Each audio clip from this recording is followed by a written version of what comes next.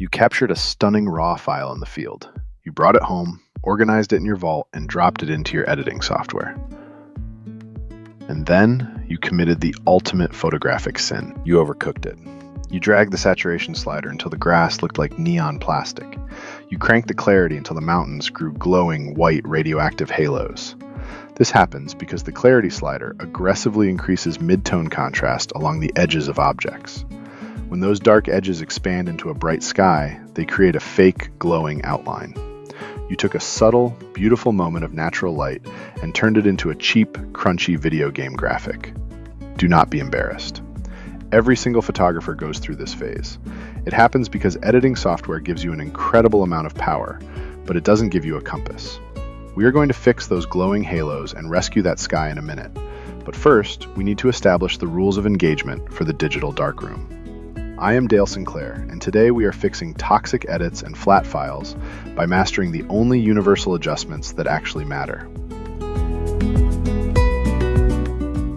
In the last module, we talked about how a raw file is like a pile of raw ingredients. It is inherently flat.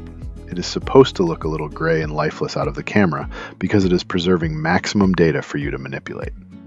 Before we touch a single slider, you need to understand one absolute truth about software like Lightroom or Capture One. It is entirely non-destructive. Dragging a slider does not permanently alter the original raw file. It merely writes a temporary instruction over it. You cannot break the file. You can always hit reset. Your job in the editing software is not to invent a new reality.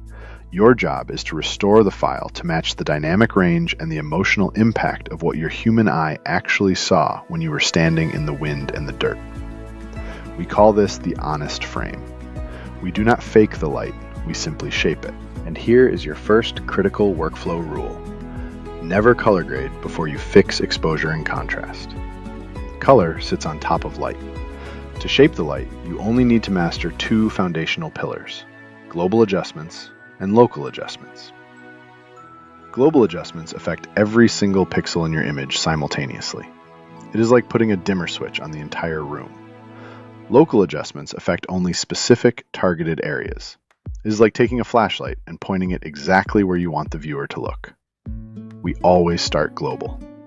And the undisputed king of global adjustments is the exposure slider. When you drag the exposure slider to the right, you are mathematically making every pixel in the image brighter. When you drag it to the left, you are making every pixel darker. This is your foundation. But how do you know when the exposure is correct? You cannot trust your eyes, and you certainly cannot trust a random computer monitor. If your screen brightness is turned all the way up, a dark photo will look perfectly fine. Furthermore, if your monitor isn't properly color calibrated, your edits will never look consistent across different devices or in print. You have to trust the math. You have to trust the histogram. Every editing program has a histogram. It looks like a mountain range on a graph. Do not let it intimidate you. It is just a map of your light. The left side of the graph represents pure pitch black. The right side represents pure blinding white. The middle represents your grays and midtones. The height of the mountain just tells you how many pixels in your image live at that specific brightness level. If your mountain range is shoved entirely against the left wall, your image is severely underexposed. You are crushing your shadows into black nothingness. If your mountain range is crashing into the right wall, your image is overexposed. You are blowing out your highlights, and that data is gone. Watch this. This is the secret to a perfect foundational edit. You want to stretch your data. You grab your whites slider and you push it to the right until the data just barely kisses the right edge of the histogram. Then you grab your blacks slider and you pull it to the left until the data just barely kisses the left edge. Congratulations. You have just established your true black point and your true white point. You have established contrast. The image is no longer flat. It has depth and it has weight. If you want even more precise control over your contrast later, a tool called the tone curve is your scalpel. But for right now, your whites and black sliders are your hammer. A quick warning here. If you pull your global highlights down too far trying to save a bright sky, you will flatten the light and turn the clouds into a muddy gray. Keep it natural. Respect the fall off of the light. And finally, if your image still feels a bit off after setting contrast, check your white balance. The temperature slider controls the blue to yellow shift. The tint slider controls the green to magenta shift. If a portrait subject looks inexplicably sickly, the tint slider is almost always the culprit. Let me know in the comments, what is your biggest struggle when editing? Is it getting skin tones right? Is it managing bright skies? Drop it below. Identifying the friction point is the first step to fixing it. Once you have your global exposure and contrast set, you will immediately run into a physical limitation of photography. Let's say you are editing a portrait you took of someone standing in the shade, but there is a bright sunlit background behind them. If you increase your global exposure to make their face bright and visible, the sunlit background gets universally brighter too, and completely blows out to white. If you decrease the global exposure to save the bright background, your subject's face plunges into pitch black shadows. A global adjustment cannot solve a local problem. Historically, master printmakers like Ansel Adams solved this in the darkroom using a technique called dodging and burning. They would literally use their hands or pieces of cardboard to block the light hitting the photo paper, making certain areas of the print lighter or darker. In the digital age, we do this with masking. Masking is simply telling the computer, ignore the rest of the image and only apply my adjustments to this specific area. For the last 15 years, masking was a slow, agonizing process. You had to use a digital brush and physically paint over your subject with your mouse. If you went outside the lines, the edit looked fake. If you were trying to mask a portrait subject with wild, curly hair blowing in the wind, it would take you hours. That era is over. This is where artificial intelligence fundamentally changes your workflow. Modern editing software now features AI-driven masking engines. These are machine learning models trained on millions of photographs. They know what a human is. They know what a sky is. They know what a background is. With a single click, the AI analyzes your image and generates a flawless, pixel-perfect mask over your subject in milliseconds. It outlines the eyelashes. It outlines the gaps in the hair.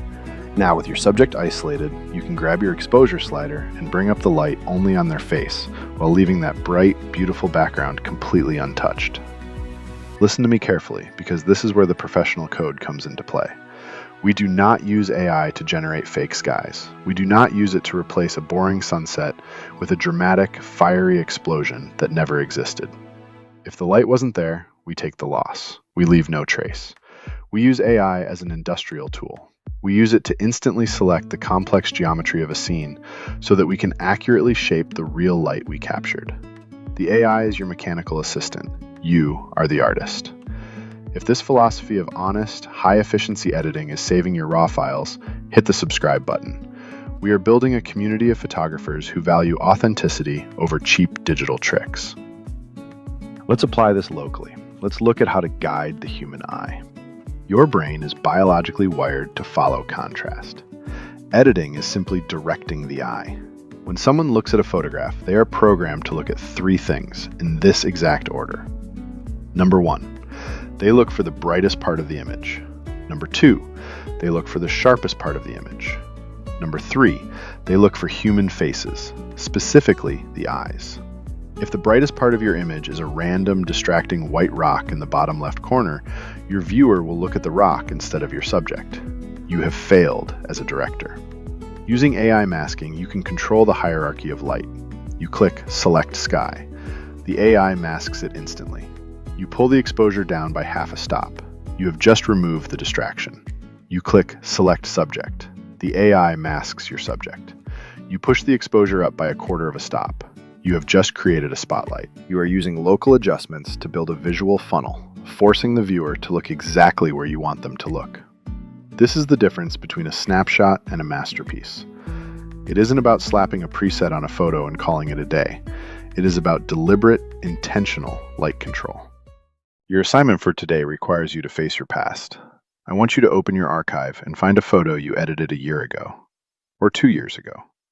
Find one that you thought was amazing at the time, but looking at it now, you realize you pushed the sliders way too far.